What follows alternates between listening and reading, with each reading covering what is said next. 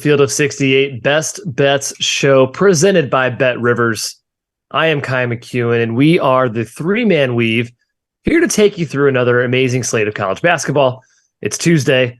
February is almost over. The worst month of all the months is almost giving way to the best month ever created, March. Conference tournaments are soon. I'm stoked. I'm excited. I know Jim is as well. We're both rocking new home field Mizzou gear. We're excited.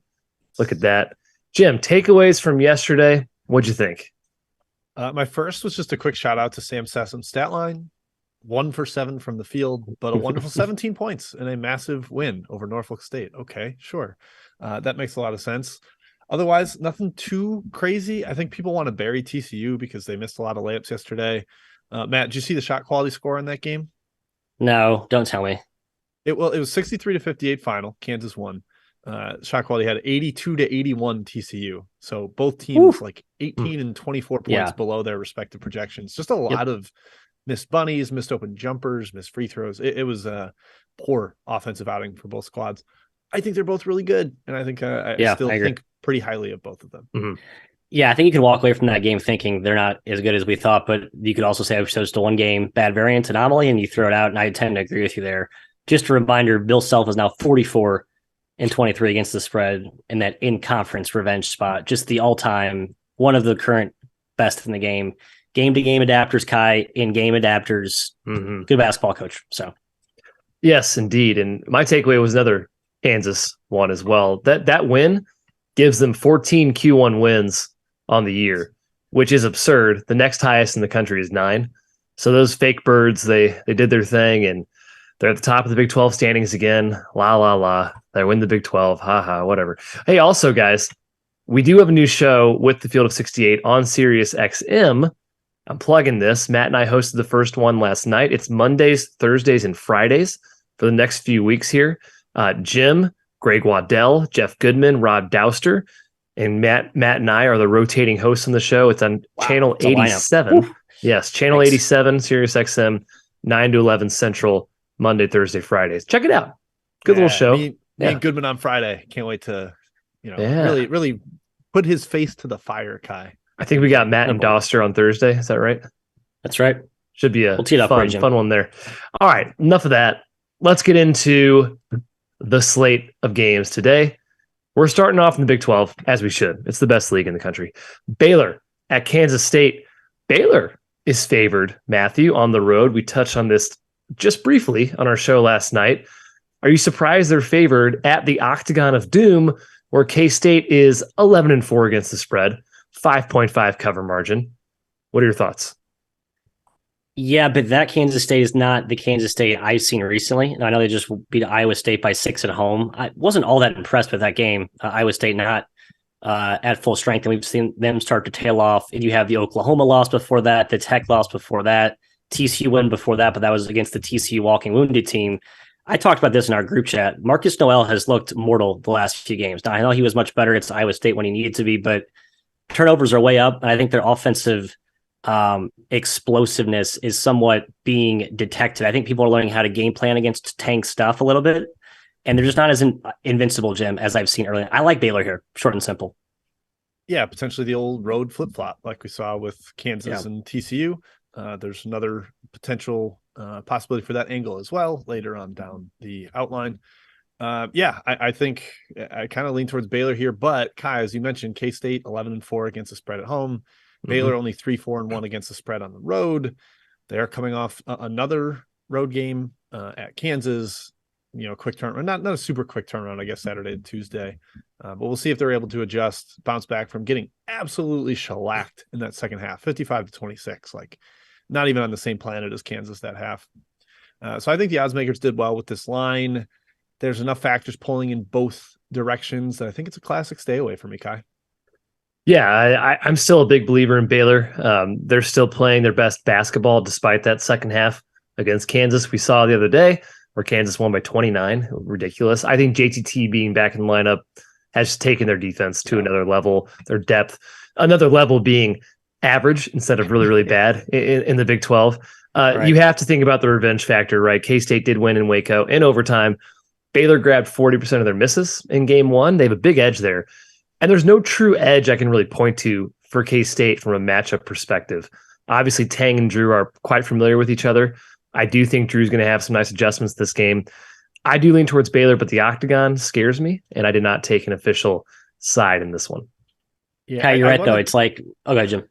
I want to talk up Baylor's defense with them, but last four, they've given up more than 1 point per possession. Like, it's still iffy. It's not good, but Jim, that's my point. It was so bad though, right? I think from the point of where they were to where it is now, I mean, they're in conference defense efficiency 109.9. I mean, it's a 0.1 point, improvement the last three. I don't know. I think it's still worth something to me. Indeed. Next game, Big 12 again. Iowa State at Texas. The spread was 8. It's come down now to 7 at BetRivers. Jim, I think it's too big. Frankly, Caleb Grill, game time decision for Iowa State, potentially why this spread is where it is. Iowa State hasn't lost a conference game by more than 8 points all season. Who do you like in this one? Iowa State if Grill plays, but I think he matters a lot. I mean, he did not play at K-State. They hung around in kind of a slop fest, but the game he missed prior to that was at Mizzou when they got boat raced and run out of the gym. I think that matters a lot, just not having another floor spacer on the court. Puts a little more pressure on Holmes to knock down shots. Kalsher has come back down to earth lately. That's been somewhat of an issue for them. And Matt Texas has been pretty solid too. They're going to have the old revenge angle on the mind, having lost at Hilton Coliseum. And I just generally don't think I've given Texas enough credit this year. If Grill is out, I think I will like the under. I just based on where the number's at and taking off a shooter from the floor. Also a guy that will take quick shots. Like if Grill sees an opening, he will take transition threes. Less possibility of that when he's off the floor. So going to keep an eye on him, Matt. If he's in, probably an Iowa State lean. If he's out, probably an under lean. I agree. We always say players don't matter until they do. I think Caleb Grill absolutely matters. Had 17 in the first matchup against Texas. In that game, Kuntz did not play. Without Grill tonight, Kuntz is back and has been shooting the ball better. They need one of those two dudes at all times. They need both though, really, because they just don't have a lot of shot makers. And I think they really loosen up opponent defenses. And I think they give them like that kind of mini spurt ability that they need to kind of patch together these scoring droughts that they go through, which is really where they start to look mortal. I like Iowa State there. Kai, we said last night it felt too high. I still think it feels too high.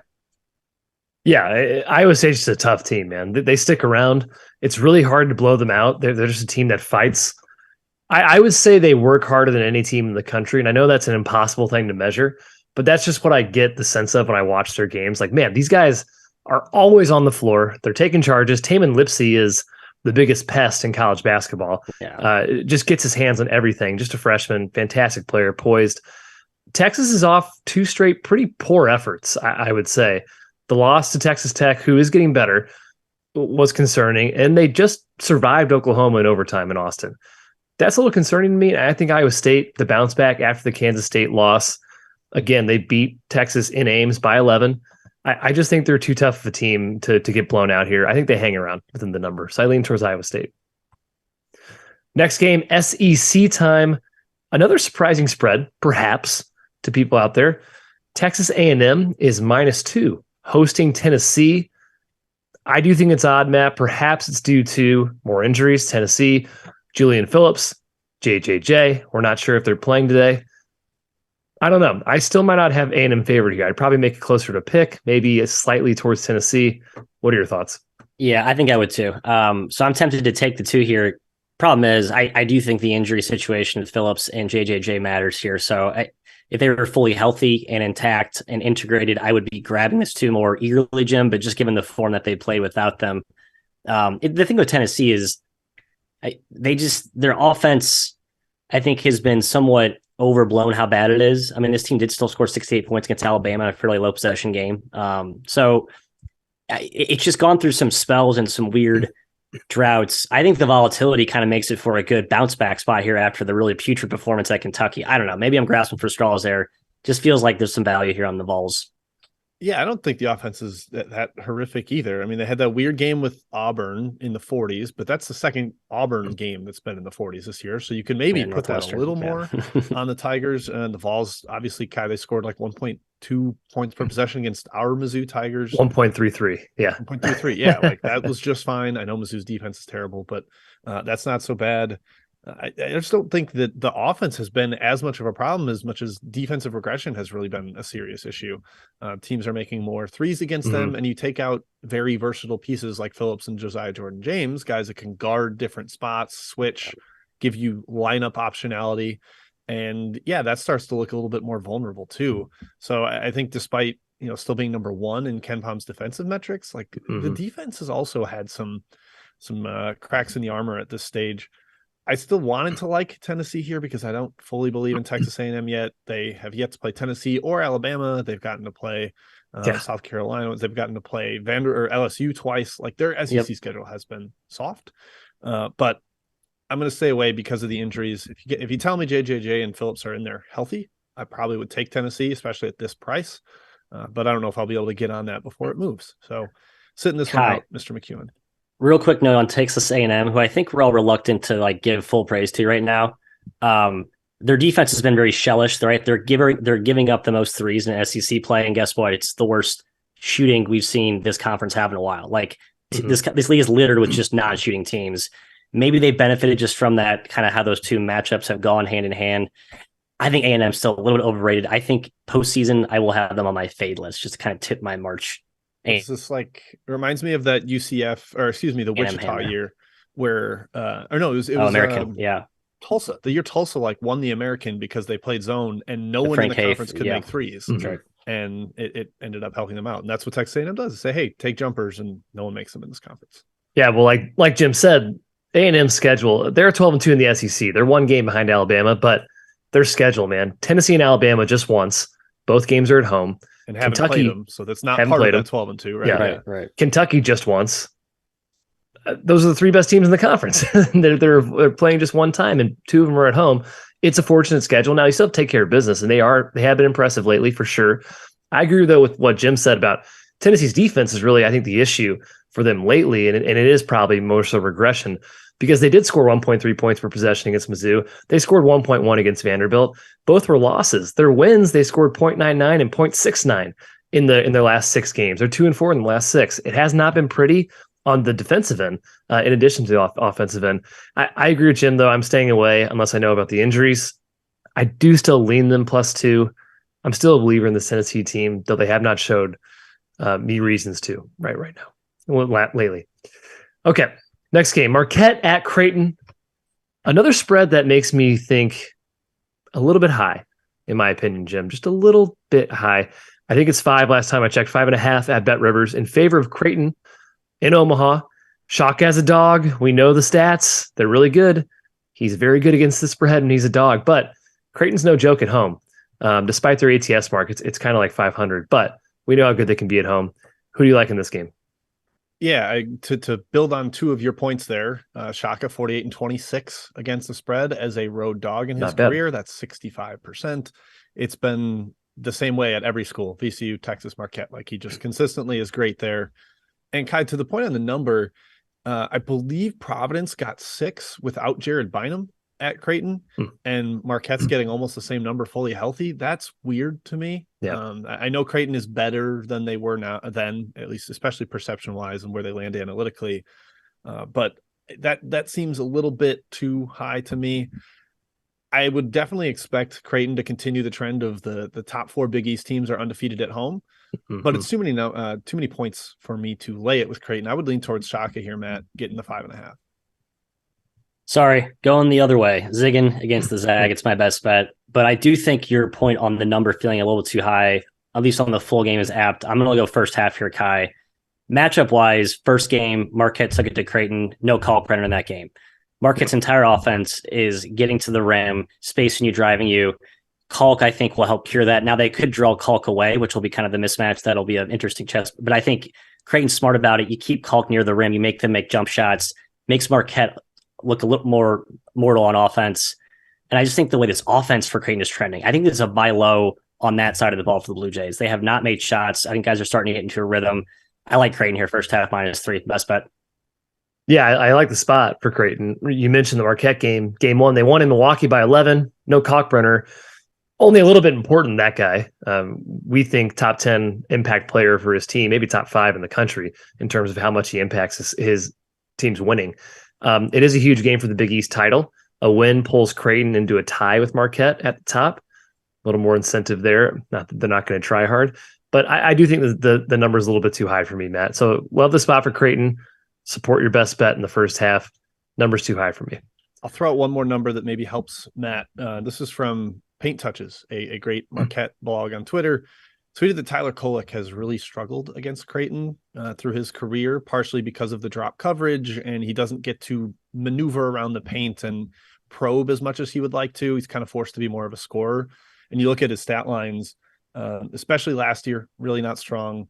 This year, he couldn't score, 1 for 9, even without Kalkbrenner, but he had 8 assists and no turnovers, so hard to really condemn that performance. But that might be something where this Creighton defense is a little bit of an antidote to the great Marquette offense. I like the under as well. It's been bet down a little bit. I think we made some good points that point toward under in this game. 146.5 currently. Ballsy, Marquette under. Ballsy, Jim. I know. Or, Matthew. I think they can slow him down. Creighton will slow him down a little bit. All right, Chat Mob Part 1. We got Jim on czar duties. What do we got? Going straight to Matt, he was directly asked a question from Joey about Emu. The Fighting Imani Bates is being favored.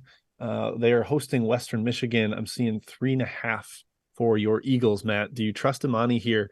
They are currently, both these teams are outside of the MAC tournament. You have to be in the top 8 to get there. So they need wins.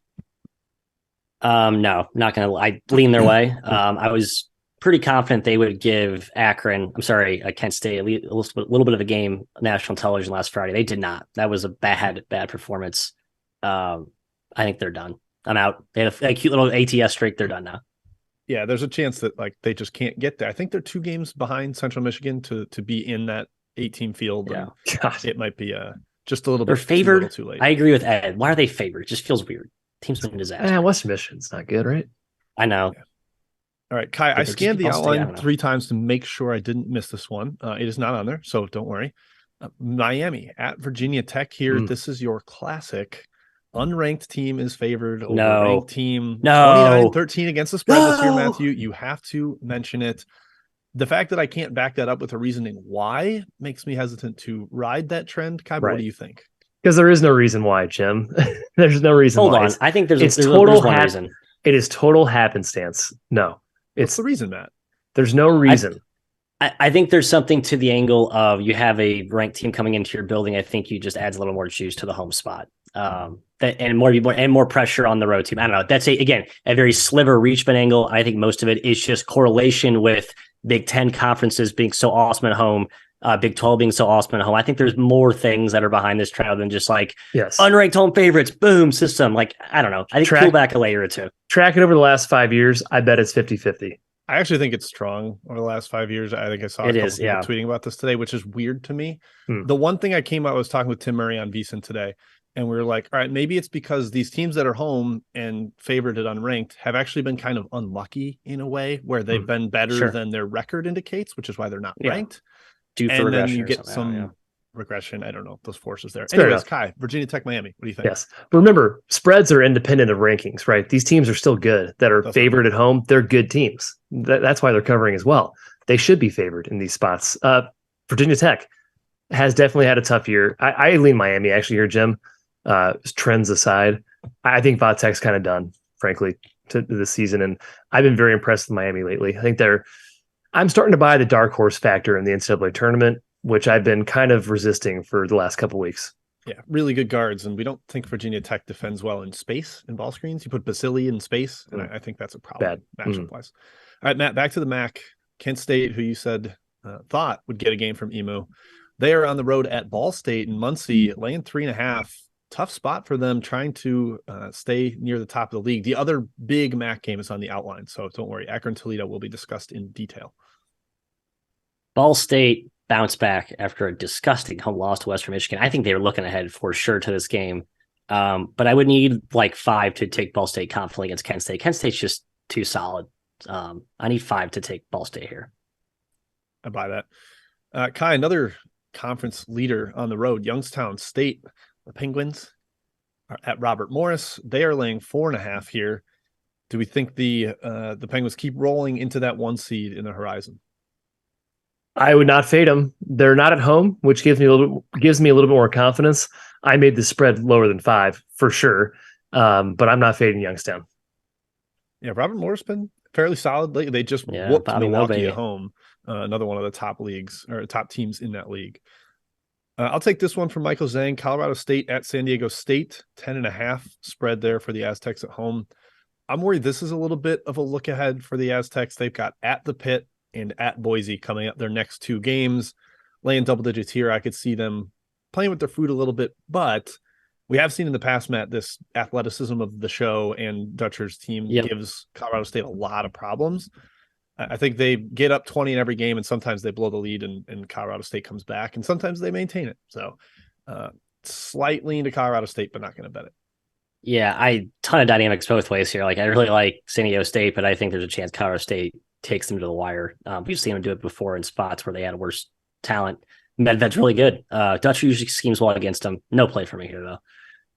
All right, Kai, to you, SLU at Richmond, about a pick 'em, I believe. Obviously, big thoughts go out to Mr. Mooney on the Richmond side here. Yeah, Mooney away from the team. He's having heart surgery. We'll keep him out for the rest of the season. We wish him luck for that. From a strictly on-court perspective, I like SLU here. I'm not afraid of Richmond's home court. It has not been strong this season. And SLU is still in play for the A-10 title. They have VCU and Dayton left on the schedule. They've lost to both those teams, but with them still on the schedule, they can split those games, the season series, pull themselves into a tie or an outright first place win. So I think plenty of motivation. I also think Richmond's defense is terrible, and SLU's offense has the juice to score on the Spiders at will. All right, we're going to go back to the outline. I saw VCU St. Joe's. We'll get that later. ECU and Tulsa will come later in best bets. So, yeah, we're going to hit more games, but Kai, back to you for the outline. Big Ten country, Indiana at Michigan State. At first, Matt, I thought this spread looked pretty high. Michigan State -3. I looked at my line that I made. I juiced up home court just a bit for Michigan State because of the Big Ten angle. I made it right around where it is. I don't think you can call these teams equal right now on a neutral floor for sure, but I do give a lot of credit to Big Ten home. Sparty 7-5 against the spread at home. Indiana smashed them in game 1. I don't know. If you took away home court, the Big Ten thing, Matt, in my head, I probably lean Indiana. Yeah. But what are your thoughts? That's it. Right. 68-41 against the spread through the weekend. Our home teams in the Big Ten, Jim. Wait, what'd you say it was? 68-41 against the spread. Okay. I thought you said 61-48. So 68-41. Thank you. You're right, against the spread. That's even better. It's actually insane. And that's why I'm not taking IU, but I do think this line's too high. I know Sparty has still been sneaky solid, right? Kind of just flying under the radar in the Big Ten. Hadn't really done anything super wrong, kind of forgotten about him, which feels like a bad spot to fade Izzo, kind of a back against the wall. We're going to, maybe underachieve here. So just don't bet IU here. I think the right side. I wouldn't chase that dollar tonight. Hoosier Nation. Yeah. I like Michigan State, both from the home angle of the Big Ten and Izzo's press conference after the Michigan game about how emotional it was to get back on the court after the shooting at Michigan State. And just kind of, he's like, I asked my players for 40 good minutes and they gave me 38, and I can't really ask more of them after this. They just ran out of gas in the end. The one problem is they got beat up inside. Terrace Reed took them to the woodshed, and now you've got Trace Jackson Davis and Race Thompson coming to town. So I worry a little bit matchup wise, but Kai, I think I would ride the emotional spot and the angle of how strong Big Ten home has been with Sparty. Yeah, Indiana's going to smash them inside. TJD had 31 and 15 and 5 blocks in the first matchup. They have no answer for him. And Matt said it when he said Sparty has been solid. Exactly. They're just a solid team. They're not scary. They don't scare me. I doubt they scare Indiana, but spot-wise, I do lean towards Michigan State here. Number, I can't get there, so I'd stay away. I'll be honest, though, real quick. Michigan State's wins, Ohio State, and then at home, Maryland, Iowa, Rutgers. Yeah. All teams with stark home road performance in the Big Ten. So I don't know. I still think Indiana's a better team. I think +3 is a good value. Sorry, Jim. Yeah, I like the over a little bit, by the way. Next game, we're talking our Tigers, Jim. Mississippi State at Mizzou. Mizzou minus 3.5. It's a huge game for both teams. A win by Mississippi State likely locks them into the tournament. It would be another Q1 victory. They're already on the right side of the bubble, just barely. Mizzou needs to stop bleeding.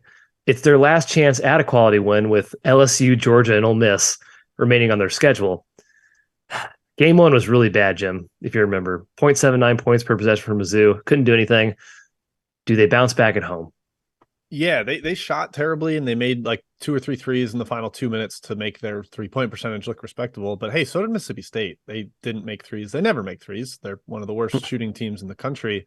The problem was the paint. Mizzou competed on the glass, basically a wash there. But the finishing inside has been a real bugaboo for Mizzou.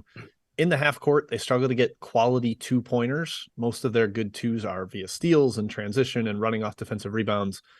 And Mississippi State forces you to play in the half court. And so Mizzou was sub 40% in the first game inside the arc. Mississippi State shot 60%. I'm worried that split continues.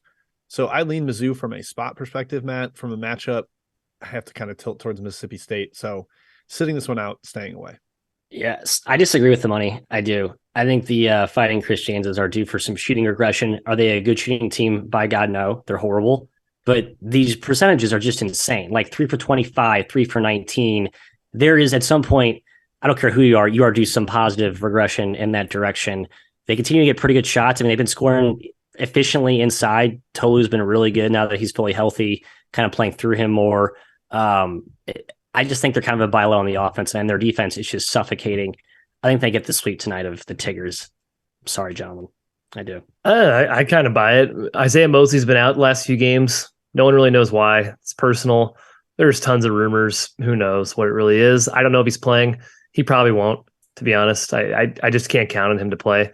I do think Mizzou bounces back here a little bit. They do shoot better at home. They are off a really disappointing effort against Texas A&M. A little bit better in the second half, but not a great effort overall in that game. But on the spread, 3.5 points. I can't trust the Tigers enough to lay that, Jim. I'd probably lean Miss State on the spread. I hope they get a little more minutes out of Gomillion today because their style needs depth, and they kind of haven't had it, especially without Mosley and Gomillion. You can't generate a lot of steals and pressure defensively if you don't have depth. And so hopefully they get him back because he's a very good defender. He is, yes. Did he play last game? I thought he was available. 3 minutes, one turnover, didn't really do anything. Yeah. All righty. Next game, Big 12 country. We're coming right back. Texas Tech at Oklahoma. Matt, Texas Tech could keep rolling, man. They've won 3 straight. They have 4 Q1 wins in their last 6 games. This would be another one on the road. The tournament is not out of reach. It's very improbable, but it's not out of reach. Batcho missed last game, but Isaacs came back. Amac has been very good. He was awesome against West Virginia. 10 for 10 from the free throw line, Amac. Impressive. But Oklahoma, respectable, especially at home. Just beat K-State, hung with Texas in overtime on the road. What are your thoughts here? Oklahoma laying 2.5. No idea here. I think I actually lean toward the Sooners, honestly. Just basically the home angle. And you're right. The last 2 games, they played well. And it's the point now where I think OU's being a little bit undervalued. This team's not very good, very short talent-wise, but dropping into the 6th season Ken Pom. Porter Moser is just too good. That system, I think, is too sturdy of a floor to drop, below the Coolier Enfield zone ranges, as we like to call them. So yeah, I spot here. Jim favors OU. I kind of like OU. I know Tech's starting to get a little bit back in a rhythm, but I think the Sooners get this done tonight. I don't really know. I'm worried there's some. Stay away. Oklahoma, Don't bet this game. Yeah, I would lean towards Texas Tech. You get Davion Harmon's homecoming to Norman, Matthew. I know you love that angle. He's been great too. He's back and he's been playing awesome. Maybe that ramps up the pressure a little bit. Oklahoma only 5-8-1 against the spread at home. Texas Tech 4-3-1 on the road, so maybe tilts a little bit towards the Red Raiders. They got Pop Isaacs back last game, 15 points off the bench, gave them a real offensive boost at West Virginia. Got the possible road flip-flop Kai. Oklahoma won in overtime in the first meeting in Lubbock. I actually like Texas Tech here. In game 1, no Batcho, no Amac, no Isaacs for Texas Tech. Extremely shorthanded. I like Tech too, man. Plus 2.5. I think they keep it going. I think they win outright and they make things very interesting for the tournament. next couple Isaacs days. could be, Isaacs is huge. I mean, he really is. He's just an awesome shot maker. And I like that he's coming off the bench, at least last game. Yeah. It's a role that suits him better, in my opinion. You're getting a healthier Fardaws. He's been pretty productive lately. I think that matters. Like his first couple games back off an injury. We'll talk about another injury similar to that later. But I think I'm giving him credit for needing time to get healthy. Yeah, absolutely. All right, let's finish off the rundown here with a Maction contest. Akron at Toledo. Did we realize Toledo's won 11 straight, Jim? Yes, I'm not sure. I'm not sure I realized they've won 11 in a row. Now, 7-4 against the spread, so not a juggernaut, but still pretty solid against the number. Akron's tumbled a bit. They lost to Toledo and Ohio back-to-back, but they just smoked Eastern Michigan and Buffalo. Perhaps they got right in that. Toledo's favored by 4, Jim. What are your thoughts? Yeah, this is the clash of physical, disciplined half-court team, which is Akron, and they're rebounding. Freeman is going to probably have his way with the Toledo front line versus the incredible spacing and potent offense of Toledo. We've been burned a little bit recently with Toledo, Kai. I know that you said 7-4 against the spread last 11. We've had them first half, I think, last game. They did not cover, unfortunately. Matt, I lean towards Akron here. I think they make this a street fight. I'm not fading Toledo. That's just a lean. I'm not betting it, but I don't fully trust Toledo against physicality yet. I do. I just think they're too. I think they can negate that with how they play, and against this Akron team, who I'm just still not all the way sold on yet. I'm right on Toledo here. I mean, they took him down in the first matchup, picked him apart, won by 10. Got Akron, as Jordan Majeski points out, like they never lose at home. That was a pretty impressive performance there. Toledo kind of played with their food last game defensively, weren't that engaged. I think they're looking ahead to this rematch with Akron. I think they get the sweep here.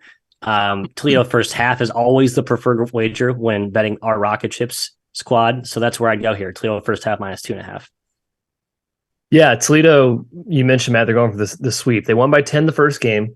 They shot 28 free throws. It was a bit of a foul fest for Akron, and they're also 50% from three. They are a dangerous team. They put 1.27 points per possession up on Akron. That's very impressive, but I'm kind of with Jim here. I think Akron bounces back. The Rocket offense is explosive, very scary. I'm not confident in my side lean here, but 4 points is a lot, and I still think this Akron team is very good. I still kind of think they're going to win the MAC tournament, even though I like Kent State the best out of this conference. I lean towards Akron +4. I'm upset with both of you falling into the Akron trap. I'm really upset with both of you. Come on. I think Matt and I disagreed on like 7 of the 8 games on the outline. So fun day. Ooh. That does it for the rundown. Let's go Chat Mob Part Deuce. Kai, back to you for an A10 game here. VCU laying 5 on the road at St. Joe's. Is it weirdly a letdown spot for VCU after blowing out a game Fordham squad? Maybe. I think VCU can take care of business, but we've talked about St. Joe's recently. We've been impressed by them. They have really good guards, but VCU's defense, very good on the perimeter. Ace Baldwin, very good on-ball defender. I think the spread's about right. I stayed away. All right, Matt, how about out west? Utah State, the Aggies are a 6-point favorite at Wyoming. Again, team that is down to very, very few players. Does Utah State keep rolling after their big comeback win, trying to get closer and closer to the bubble? Basically, first 4 out in just about every bracketology you're going to find right now. Yeah, again, away from home, they haven't been as great. I mean, I know they won at Colorado State, but I guess it's a little too short just given how depleted Wyoming is. It's just Wyoming's such a tough team to handicap right now. I can't have any certainty when I'm betting those games. All right, Kai, your best bet exists in Villanova Xavier, so we will discuss that very shortly. Instead, you'll get Nevada, a home favorite, -8.5 against San Jose State. Timmy Miles and the boys been very feisty. Are they gonna stick around in Reno? Yeah, the spread's pretty high. I respect Nevada. I realize how good they are this season, but 9 points is a lot for San Jose State. I think they can stick around, hang around inside the number here. Just a lean. All right, Matthew, in the ACC, Georgia Tech at Pitt. Pitt is laying 12. They're coming off a loss at the other Tech in this league, Virginia Tech. Georgia Tech is without Davon Smith. That really spooks me out. I thought maybe they could hang around with their zone type looks, but Pitt can really shoot it. So actually towards the Panthers, what do you think? I don't trust Pitt laying this many, even without Davion Smith. I mean, the last 2.5, 3 games for Georgia Tech haven't been all that terrible. I mean, God, they almost won at Wake and they beat Va Tech. So I can see Pitt kind of dancing around the 6 to 8 point margin most of the game and just not quite putting Tech to bed. I lean Tech. Your breaking news is that Brandon Miller may be implicated in the Darius Miles murder investigation in Alabama. So the Tide going to be closely monitoring that police investigation. Report is that the police are saying Darius Miles texted Brandon Miller to bring the gun used to commit the murder. So NATO says wrong spot, wrong time. Yeah, could be bad. We'll see. And that's a text. We don't know that he actually brought it, so we'll see. Okay. I believe that is it for Chat Mob, actually. So, Matt, we're going to go to best bets. Oh, actually, no, Matt, before you go, you've given yours out. So you're going to give a take on Georgia at Arkansas around a 13.5 point spread. I like the road Bulldogs, Jimbo. I agree. I think coming off that insane loss, I think they actually have some value today bouncing back here. And I just don't, I don't think Arkansas is the same spurt ability favorite we've seen in years past. They just blew out Florida. The Florida Bulls without Castleton. I think that makes them a completely different team. I lean toward the Bulldogs here. Yeah, Arkansas did start Smith and played him a ton of minutes instead of burying him like they did before. I think that matters, but we'll see. Kai, if you want to talk about Miami, Ohio, and Bowling Green, you can, but I certainly don't have a take. I don't know if you do. Whatever side I would bet on this game, the other side would hit because Bowling Green and Miami are involved, and neither team I've been able to figure out this entire season. It's not worth the pain of betting on either one of these teams and then not covering for you. It's not worth that pain. Don't bet. Will either team try to win? They're both going to try to give the game to the other one in like the last 5 minutes. They're just going to, no, you win. You win. They're both very nice. They like to make the other team win, Jim. Yep. Both outside looking in the MAC tournament, trying to catch Central Michigan for that last spot to get in. We saw Bowling Green, I think it was, Kai, just gag away a game to Central Michigan recently. I wonder if both these teams are near rolling over and, hey, I don't want to bet Travis Steele. Yeah. All right. Now we can go to best bets. Sorry, Matt. I'll let you reiterate yours. Yeah, you're good. Taking the jump, shooting Jays. Creighton -3.5. First half, Kai. Fading the Shaka as a dog, but I'm trying to circumvent the bad voodoo with the first half. Sorry, 3. It's not 2. Yeah, 3. Pardon me. Yeah. Trying to ditch that trend by taking first half. Hopefully the gambling gods don't notice. Perfect. I'm taking Xavier -4.5, as you can see on the screen below. Just had not been impressed by Villanova lately, even with Justin Moore back. I don't think they've taken the leap that we expected. And Xavier, very tough at home this season, 2 straight covers after that Butler debacle. They're actually 3-2 against the spread without Fremantle. That gives me a little bit of hope. This is a pretty short spread. Xavier controlled game 1. I expect them to do the same tonight. Also, Des Claude expected to play, as is Jerome Hunter, who rolled his ankle last game. So Xavier -4.5 is where I'm going. Yeah, Nova hasn't quite ascended. Justin Moore is healthier and playing better, but I think there might be some questions about Neptune capitalizing. I mean, you look at the team last year, it's Colin Gillespie and Jermaine Samuels traded out for Cam Whitmore and Mark Armstrong, and they're a lot worse. So I don't know. We'll see. Yeah. I think I lean your way there too, Kai. I think you're getting a bargain of a price. Thanks. My best bet is East Carolina -1.5 against Tulsa. Tulsa is a disaster. 3-21 against the spread this year with 2 pushes. It's getting worse. That's the problem. Anthony Pritchard's been out the last 5 games.